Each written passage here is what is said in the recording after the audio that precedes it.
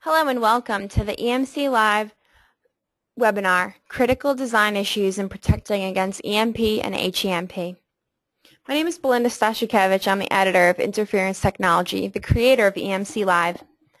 EMC Live is a brand new online 3-day event hosted by Interference Technology, featuring practical information and topics. This event will include roundtables, webinars, and videos on everything EMC related, and there's no cost to attend. Join us for our other webinars this week. This webinar is presented by Anand Aswathi. Anand is Product Manager at Astrodyne Corporation for EMI filter products. He holds a bachelor's degree in electrical engineering and a master's degree in sales and marketing management. Anand joined LCR Electronics, which is now part of Astrodyne, as a sales engineer in 2002. Prior to his current position, he worked in India as area sales manager with Tyco Electronics, Motherson Automotive Group, and Finolex Cables. He has 12 years of experience in EMI filters and a combined 21 years of experience in technical sales and marketing in various capacities. This webinar is sponsored by Astrodyne. Astrodyne Corporation is a global developer and manufacturer of specialized power solutions for demanding applications that protect and enhance people's lives. Astrodyne's family of AC-DC switching power supply, DC-DC converters, EMI filters, and electronic control products are designed specifically for challenging applications for medical, military, aerospace, and industrial devices and systems. This webinar is one of many. To check out our other ones, visit emclive2014.com. A recording of this webinar and downloadable PDFs will be available on our website shortly. This webinar will be interactive. You'll be able to ask questions, and we encourage you to participate. Take a look at your GoToWebinar navigation pane, the box on the right-hand corner of your screen. If at any time you have a question, we ask you to fill out the type box and hit send. To make the screen minimize and maximize, click the arrow button. To raise your hand to ask a question or report an issue, click the hand icon. We'll present the topic for 35 minutes, followed by a 10-minute question and answer session. Now Anand will begin the presentation. Good afternoon, and thank you for joining the webinar on critical design issues and protecting against EMP and HEMP. This being a pretty vast topic here, we're gonna break it down initially into two parts: EMP and HEMP. And HEMP being a part of EMP, we're mainly gonna focus on HEMP because EMP is mainly related to the surface burst, in which case there is more damage to human life than any electronic or electrical system. So EMP is more related to human life, and HEMP is more related to electrical, electronic, and power systems. So here's a little table of contents of how we're going to go through this whole webinar step by step. So as you know, EMP is electromagnetic pulse, and when a nuclear device is detonated, it's a transient electromagnetic disturbance that gets created, and it travels through the air, and it is induced in form of magnetic waves and electric field, and it could result into induced voltage and currents into the system. When it's a surface burst device and it's localized, there have been instances where electro-explosive devices or fuel stored can catch fire because of the rate of emission, if you will. HEMP is high altitude electromagnetic pulse. Now, how HEMP differs from EMP is when a nuclear device is detonated at an altitude from tens to hundreds of kilometers or miles above the Earth's surface. That creates less of human life damage, but it creates a line of sight effect and creates a lot of damage to electrical, electronic, and power systems. Basically, all the device energy gets in form of, initially the gamma rays get created, which travels the speed of light, and when they hit the atmosphere, they ionize the atoms in the atmosphere and creates electrons. And there are typically two waves. One wave, the gamma rays hits and creates electrons, and the scattered gamma rays again hits other particles and creates further electrons, and that creates two different waves of electromagnetic energy. Now, somewhere the thickness of all this energy gets into a field called at an altitude 20 to 40 kilometers above the Earth's surface, and it slowly propagates down without any attenuation. down the line of sight. And it could, depending on the height of this burst, this whole effect can span from hundreds of kilometers to thousands of kilometers, and sometimes over, you know, 1,000,000 square kilometers. This is a typical representation of how EMP and HEMP work. Basically, when the burst happens, the photons travel, and as they hit the atmosphere, the electrons get dislodged from the atoms. And when they try moving in the same direction as the photon, they get deflected by the Earth's magnetic field. And so they start spiraling, and that creates a field that goes straight in the line of sight of the photon, as well as line of sight from the burst to Earth. And they reach Earth's surface, both in form of magnetic field as well as electric field. So nuclear event happens in gamma radiation. Typical flow of events, how waves happen, and they induced high voltage and current into the systems and destroy most of the unprotected electrical and power systems. What are gamma rays? Basically, they are the smallest frequency in the electromagnetic spectrum, and they carry one of the highest energy, which is 100 kilo electron volts to 10 million electron volts. So they're pretty hot because of the high energy content. They're biologically hazardous, number one. But in case of hemp, that's not an issue because we are talking about the explosion happening at a really high altitude. But in case of surface explosion, that's of relevance because that creates a lot of hazard to human life. And these are the rays that actually ionize the electron and transfer part of their energy to the electrons that starts traveling further towards Earth. This picture shows this was created by National Security Committee in 1997, and it shows, depending on the height of the explosion, how it will cover entire North America. So if the explosion is at 480 miles up in the atmosphere, almost half of the United States will be covered, and if we go up to 1,000 miles, it kind of furthers, and at 1,470 miles, I'm sorry, let me correct this. At 30 miles, it covers 480 miles radius, and at 120 miles altitude, it covers 1,000-mile radius, and at 300 miles most altitude, it basically covers entire North America. So depending on where the burst happens, this is a typical electric field that gets generated on the Earth's surface. And based on the Earth's contour, based on the magnetic field, based on the magnetic field and electric field created by the burst, when they all interact, this kind of field gets created wherein we see the point of birth is this little black mark, black dot in the middle, in the green part. But the highest field gets created, the red region, which is a little bit away from that, which is about 50 kilovolt per meter. And the next is 25, which is 37.5, which is the blue region, dark blue region. And it further kind of gets mitigated a little bit.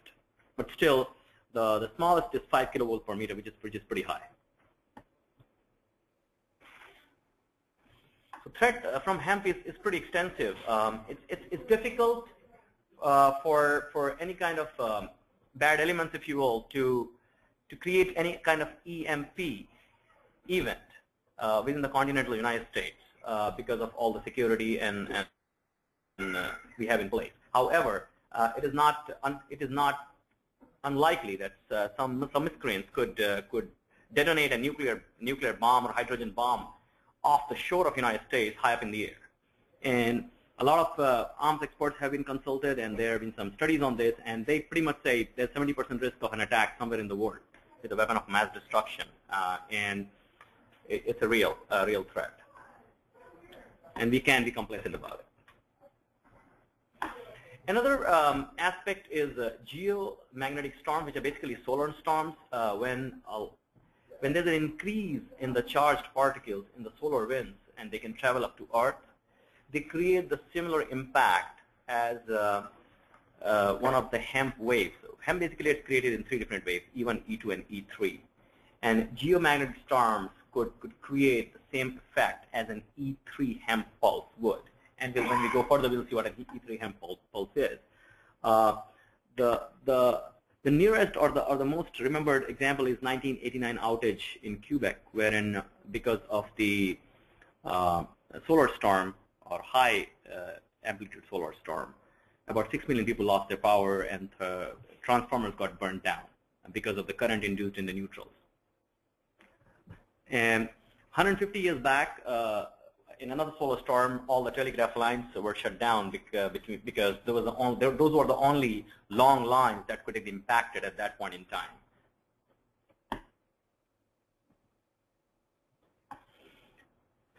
This is a HEMP waveform. Basically, as I said, there are three different waves. So first two waves get created because of the photons.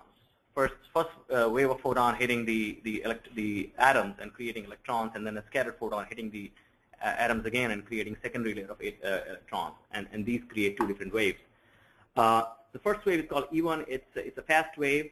It has a 20 nanosecond rise time and about 550 nanosecond decay time, which is pretty fast, and it could go up to peak amplitude of 50 kilovolt per meter, which sometimes can translate it up to 300 kilovolt voltage induced into the systems. And while E1 is kind of decaying, E2, which is called an intermediate or a medium pulse, takes place, and it's about 1.5 microsecond rise time, which is slower than the fast, but still pretty fast. And it has a 5,000 microsecond decay time, and the voltages are about 100 volts per meter. And this is pretty much resemblance with the lightning strike. So it's not as deadly, but in most cases, if the fast wave has already done some damage, then it could prove further detrimental to the system. The last wave is called E3, which is slow pulse, which is similar to, as we said, a geomagnetic storm, and it gets created as a third wave. It gets created mainly because of the magnetic field of the Earth, and it's a very slow wave. It's about 0.2 second rise time and 25-second decay time. It only creates 40 volts per meter peak, but very high induced currents in the system, and it could be detrimental to power systems. So when we put all these fields together and kind of look them in a combined format, this is how it looks. So we have the initial early time, and as it starts decaying, you start seeing the scattered gamma effect, and you start seeing the E2 pulse. And as it starts decay down, before it could hit zero, you see the E3 pulse taking shape and creating further damage to the system. So because of these three subsequent, one after the other hits, the systems get really badly compromised if they're not protected. There's a variety of EMP that we hear and then we read. These are HEMP, which is high altitude. There is a surface burst, in which case the source region is of concern, and then there's a radiated region because they radiate up in the atmosphere. Totally opposite to HEMP when it's done in the air and the whole field comes down. In surface burst, it's on Earth and the whole field rate goes up. So the area covered by surface burst is much smaller. However, in the direct surface area, or where the source region, it could be really detrimental. Airburst is up in the air a little bit, but not as high as HEMP. So in some cases, it is more deadly than HEMP, but in some cases, it is not as strong because, again, how it interferes with the atmosphere. And then we have source-generated EMP, which is mainly of concern to satellites and the things in the space.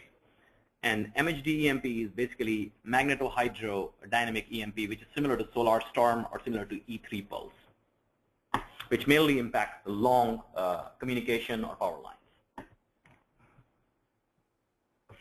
A quick comparison between all different kind of EMP scenarios, whereas HEMP, surface blast, and air blast, they're all related to each other, or they're all compared to each other. And as we see, some are faster than the other, but much higher altitude. Some are slower, but lower altitude. So if it's very slow, but lower altitude can do a lot of damage. And sometimes, even if it's small duration, but it's a really high altitude, amplitude, for example, HEMP, could do a lot of damage.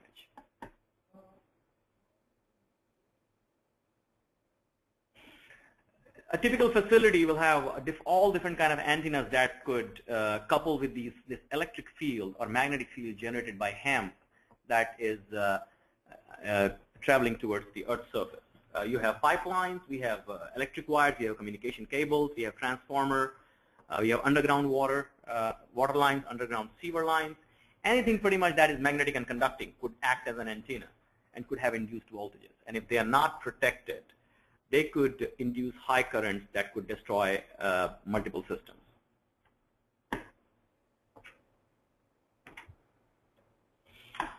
E1 pulse is, as we said, it's a short duration pulse, 20 microseconds, but it travels at the speed of light, and it induces 50,000 volts per meter, which could, as I previously commented, it's about 300 kilovolts in certain situations.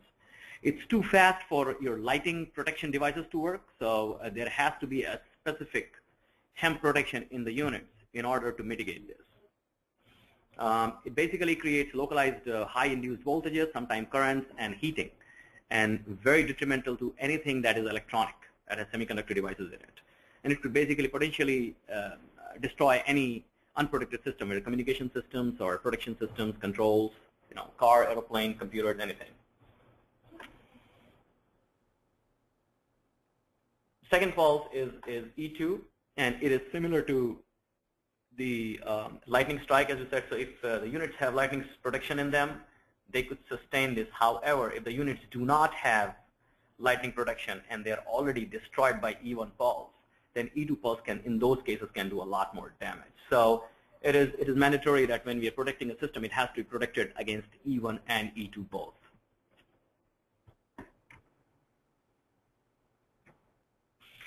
E3 pulse is typically not of concern to electrical systems or small electronic systems because it's a very slow pulse. However, and voltages are not really high, but it can create really or induce really high currents into long communication or power lines. When we say long, mainly you're talking about 100 kilometers, 50 kilometers, those kind of lengths. And that is of concern to power systems and power distribution systems, basically. The current induced in this case is quasi-DC. It has very little frequency content to it, and it could create really high neutral currents into transformers and ground currents, and create very high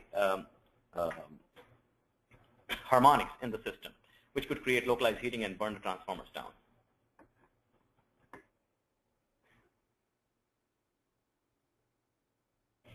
So different ways that HEMP can basically disrupt or damage or destroy a system.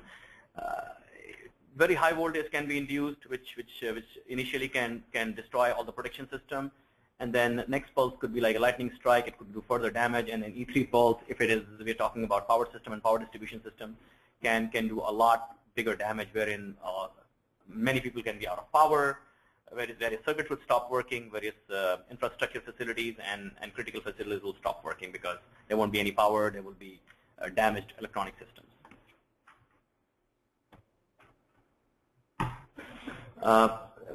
Various tests have been conducted. The most notable one was done by US named Starfish in 1962. It was a nuclear device that detonated at a height of 250 miles over Johnson Island, and there was no human impact. However, about 3 satellites got damaged and disabled.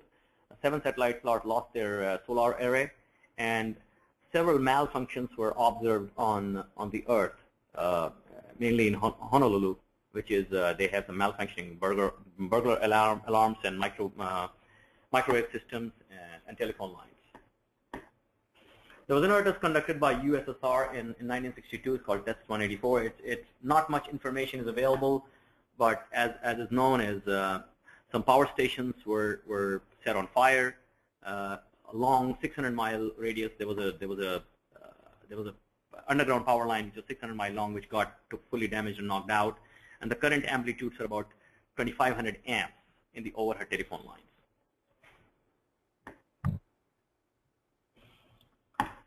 Other than electrical and electronic systems and power systems, the most critical thing that could get impacted is emergency systems, because in case of any such calamity, emergency system is the most important function that should work.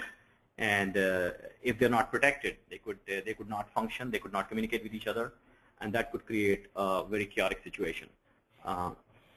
And other critical unprotected infrastructure facilities will be your power systems, hospitals, labs, oil refineries, water treatment plants, banking system. So if these systems are left unprotected, basically there could be a wide-ranging chaos that people will not have access to food, they won't have access to money, they won't have access to electricity, heating, cooling, and it could create a major disaster. So, in order to work around HEMP and somehow mitigate it and come up with some specifications so both military and commercial marketplaces can work and integrate hemp production into the system, a lot of different specifications have been put in place. MIL Standard 2169B, which is basically a classified document, and then we have MIL Standard 188-125-1-2, which pretty much everyone in the military domain uses these days for hardening the systems. MIL Standard 461 talks about EMI portion. MIL Standard 464 is electromagnetic environment effects. And then there are some commercial guidelines also, for example, IEC Subcommittee 77C, which has done some work in this area.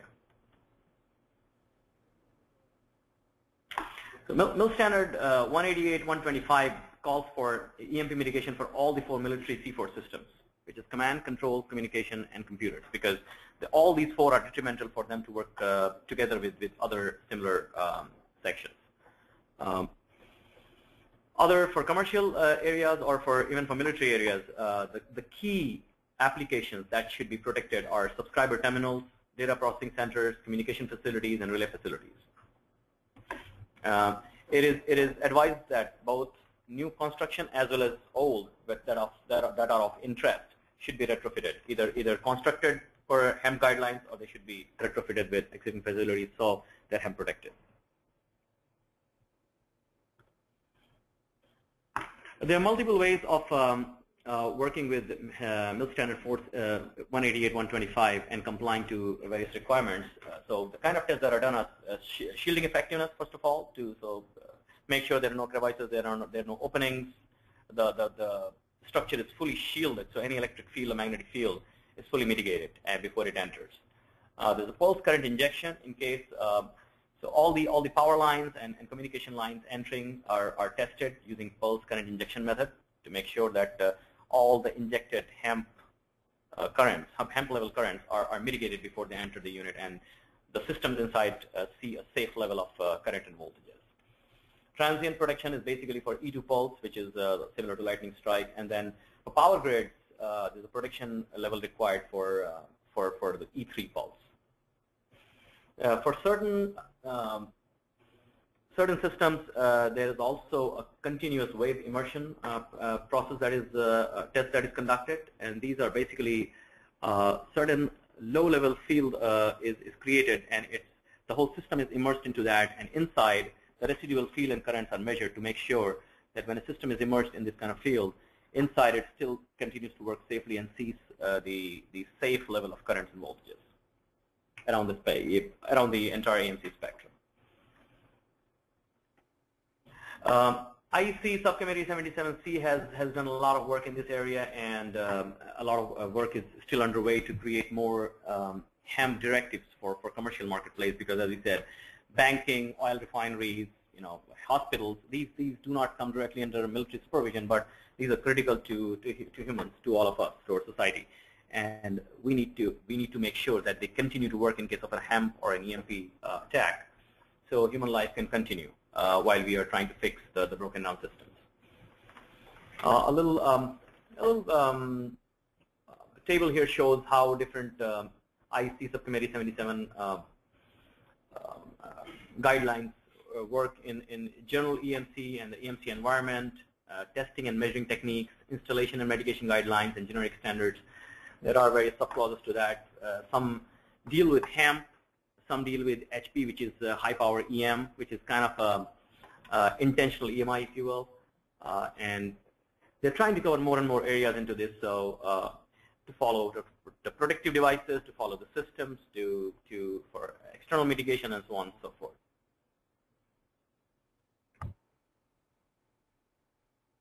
And there are various other initiatives from Telecommunication Union and from IEEE and a large electrical system they're working. They're also working their way towards HEMP. Currently, they're more focused on intentional EMI, but as they move forward, they will be looking at more closely at HEMP as well. So IEMI is probably the first step towards in that direction, and once that gets implemented, probably the next level would be HEMP. In order to protect against EMP and HEMP, as military guidelines say, all the fixed ground-based command control, communication control, and intelligence systems, which are called FGB C4I, they all should be able to interoperate in case of an HEMP event. So they all should be uniformly hardened, and the hardness should be verified to make sure they all meet the provided the specification. The continuous maintenance is of essence, and from time to time, the surveillance needs to be done to make sure they're still operating and they're still functional and they still meet the required guidelines. HEMP hardening is basically creating a safe perimeter, electrical perimeter around the mission-critical areas or military operations to make sure they survive HEMP event.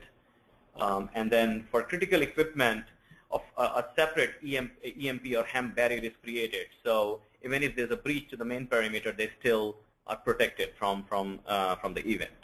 All the point of entries are shielded, whether they're electrical, they're mechanical, water, sewer, everything needs to be treated properly to make sure the shield is fully integrated. So in case of HEMP event, there are no crevices, there are no openings that may lead to the failure of the whole system. And then, of course, there is a requirement in NIL standard 188-125, which we'll get to a little bit later. I mean, see a little plot which requires for the attenuation of magnetic and electric field in certain frequency range. As we discussed a couple slides back, the critical facilities are command, control, commercial, and communication and computers. And on the commercial side, there are certain critical infrastructure. Subscriber terminals, data processing centers, cellular facilities, hospitals, labs, power plants. These need to be protected in order for things to work properly, and system needs to continue to work after the HEMP event. So the critical systems are in place to bring the life back to normal. So when looking at a mission-critical building or a system or an operations, we need to see what are the weak points in the system. And if you look at a building or if you look at a structure, the weak points are either windows, walls, entry cables, utility pipelines, and any other kind of piping, or antennas and so on and so forth, if they're directly connected to the facility.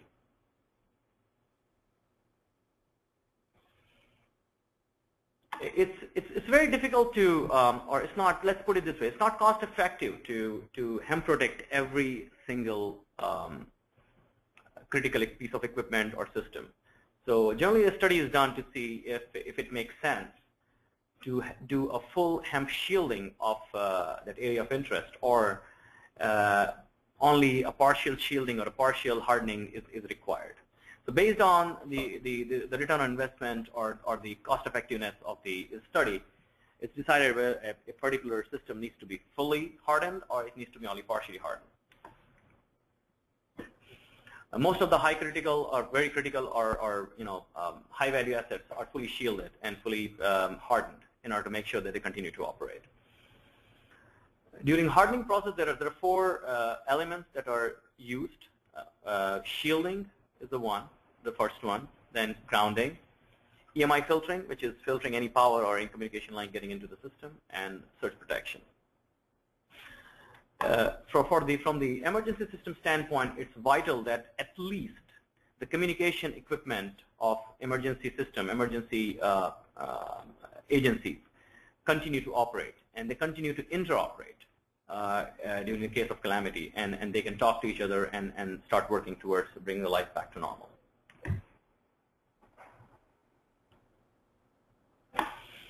From shielding, most of the buildings are made of concrete, mission critical, I would say, not all. And concrete provides some level of protection against HEMP, electric and magnetic fields. However, not good enough. So if a certain system or a certain building needs to be protected better, a 30 centimeter pitch rebar can be used along with concrete, which provides a better shielding, and if a further shielding is required, along with the 30 centimeter pitch rebar, there's a low carbon steel shield can be introduced within the concrete, which provides a further additional level of shielding from the magnetic and electric fields. If a really high-end critical system has to be protected and it's of value that it should not be knocked down no matter what, then a fully welded metal construction is used, or full metal shielding is used. And for top metal mission critical systems or buildings, a fully welded metal structure is built, and it's built underground, because as we go underground, it is studied that HEMP seems to diffuse and its amplitude decreases.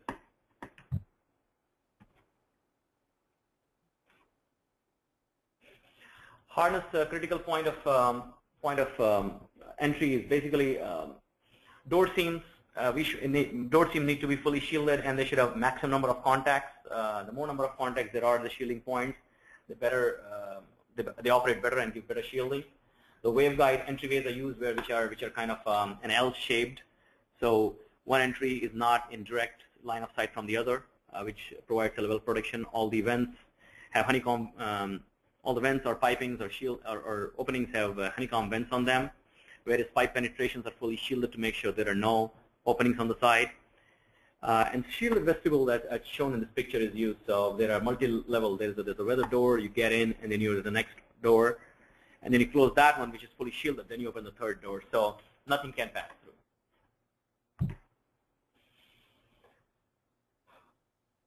Pretty much talking the same thing, that there's a variety of stuff available out there, and you can use galvanized steel, copper-clad panels, modular pans, good quality seams to weld them together, so there are no openings, there are no holes, there are no crevices. Fully shielded construction is used, welded steel is used. Wherever there's a point of entry, a separate sub-assembly is used, and it's mounted with proper grounding and proper shielding practices, so there is no opening, and that always works better rather than building it as a part of the main structure itself. All the power and signal lines have to be EMP and HEMP protected, and wherever possible, the electrical or the communication systems or data systems can be converted into fiber optic, which provides much better protection against HEMP. A variety of shielding systems are available as we talk. We could use a single shield copper, a double shield steel, a single shield steel. A variety of materials are available out in the marketplace that could be used. There are shielded copper enclosures available, fitted on a shock mount that could be put on mobile units. And these could be typically used for applications such as emergency radios, which need to be charged from time to time. And as long as they are in the shielded unit, if there is a HEMP event, these will survive and will continue to operate. Here's what MIL standard 188-125 recommends in terms of shielding effectiveness. And it is pretty much from 1 kilohertz all the way up to 10 megahertz. It needs to go up to 80, as the line shows. Magnetic shielding needs to go up to 80 dB. And from 10 megahertz all the way up to 1 gigahertz, the electric field shielding needs to be 80 dB minimum. So any system that's created needs to meet these requirements and needs to be tested for those.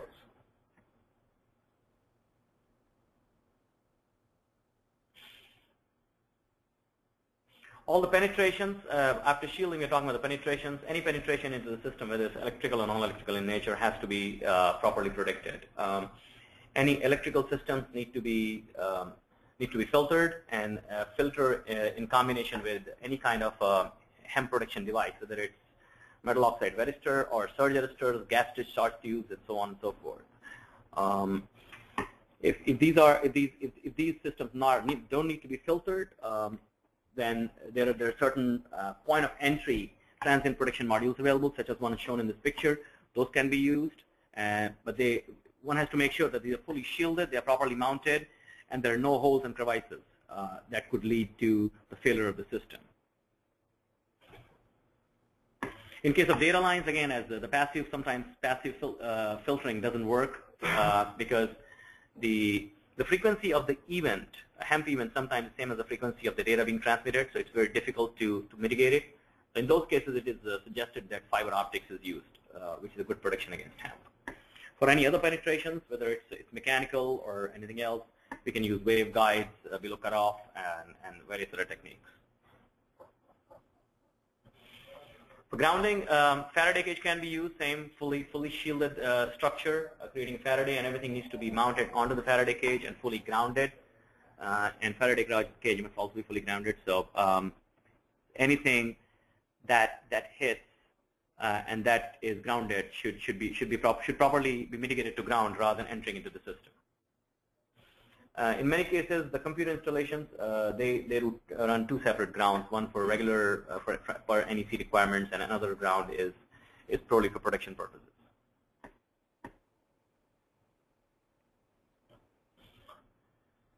For all the power lines that enter, that penetrate any such structure or any such building, it's advisable that it should be EMI filtered. Typically, what we see is 100 dB from 14 kilohertz, or sometimes going down to even 10 kilohertz, all the way up to 10 gigahertz. And if proper shielding is put in place, they could work up to 40 gigahertz.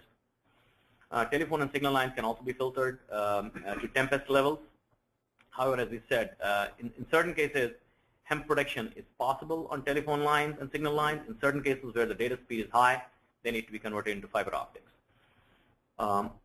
Hemp protection modules are connected from line to ground in these filters, whether telephone line filters or power line filters. And when they see an E1 or E2 pulse, they pretty much ground it, and device doesn't let it pass through it. And inside electrical system don't see any of this pulse. E3 system is only for the very long cable systems that have very long cables of tens to hundreds of kilometers long. So it's not of interest to most of the facilities, unless they're connected to really long cables. A typical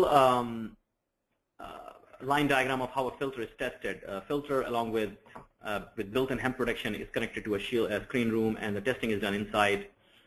Current probes are put on both the sides, and a hemp pulser basically creates an E1 and E2 pulse. And in case of E1 pulse, one should not see a residual current of more than 10 amps inside, measured across a 2 ohm resistor, up to 100 amps. And a hemp pulser will typically create an E1 pulse like this, as we see in this graph here. And when we go subsequently, we'll see, when we go further to the next couple next slides, we'll see how this is mitigated when a hemp protection device is there in the filter, and brings it down to 10 amp levels. As you see, this pulse is a 250 amp pulse, which has a rise time of 20 nanoseconds, less than 20 nanoseconds or 20 nanoseconds, and it decays in about 500 nanoseconds, which is similar to an E3 pulse. E1 pulse. And here's the E2 pulse with a rise time of less than 2 microseconds, and the decay time of somewhere between 3 to 5, and the current amplitude is about 250 amps.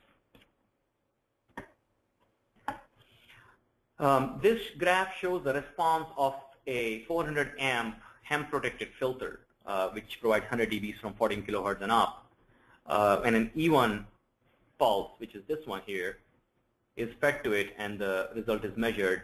The current is under 0.2 amps here when measured inside the shielded room, which meets the requirements of the MIL standard 188.125. And this is the same test done on the same filter. Basically, the same filter is tested for E1, and then subsequently immediately is tested for E2, so it should survive both. So filter does survive, and a slow residual response is less than 10 amps, and it quickly decays and comes to manageable levels.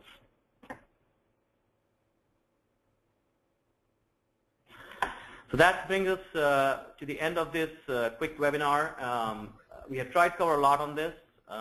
Basically, the cause of hemp, how it's created, what various processes or various techniques and strategies are to be employed in order to protect against hemp, and how various shielding, grounding, filtering, etc. are necessary in order to create a good hemp protected system which could survive the event and continue to operate. I will open the lines for any questions anyone might have. We have Rafiq here, who's our VP of Engineering here, who has done a lot of work on hemp filters. And if anyone has any questions, he'll be happy to answer those. And I'm here as well. Great, thank you so much, Anand. We have a few questions coming in. Here's one. Are late time effects such as MHD EMP that persists for hundreds of seconds after the detonation due to distortion of the Earth's geometric field of any major concern? If so, what are some ways to protect against late time effects? Depends where this question is coming from, but yes, if somebody is concerned about an electrical system, a small electrical system within a building, they are not of concern, because what happens is the voltage peaks are pretty low. They're like 40 volts per meter. So the amount of voltage you'll see in a system which is getting induced will be somewhere from 100 volts to 150 volts or 300 volts. It's not a lot. It's the current amplitudes that really impact the system. So inside a building, the wire length will not be long enough to have that kind of current induced. However, in power generation and power distribution systems where electrical lines run for a really long distance, from 50 kilometers, 50 miles to 100 miles, 200 miles, this could become really detrimental, because based on the length of the line, the amplitude of the induced current can be higher, and it could burn the lines down because the effect is for such a longer duration. Great. Here's another question. Could you please be more specific about attenuation requirement and frequency of 1 kilohertz to 10 megahertz? You mentioned 2 dB to 80 dB. Also, 80 dB attenuation for higher frequency means 10 power of 8 attenuation to 50 k volts. Isn't that too much of an attenuation? The second, can you repeat the second part again? I'm sorry. Oh, also 80 dB attenuation for higher frequency means 10 to the power of 8 attenuation to 50 k volts. Isn't it too much of attenuation? Shielded effectiveness, and it's not a. Okay. Yeah. The answer to the question is we're talking about shielded effectiveness, and we're not talking about the filter itself. So if the shielded room is fully shielded, and as Anand mentioned earlier, all the corners are covered, nothing will go in or go out of the room itself. Now, the EMI filter provides attenuation 14 kilohertz up to 10 gigahertz and more if needed. And that is only for power, to protect the power lines going into the shielded room. Okay. We don't have too much time. We'd like to have a call for any final questions. And we have, we are at the end of our time, unfortunately. But any more questions anybody may have, you can send to us, info@ emclive2014.com, and we will send these along. Please join us next year for EMC Live 2015, which will take place April 28th to 30th. Webinar attendees, if you have any more questions, please send us an email. A recording of this webinar will be available on our website, emclive2014.com. We will also send a link to all participants shortly. Thank you for attending.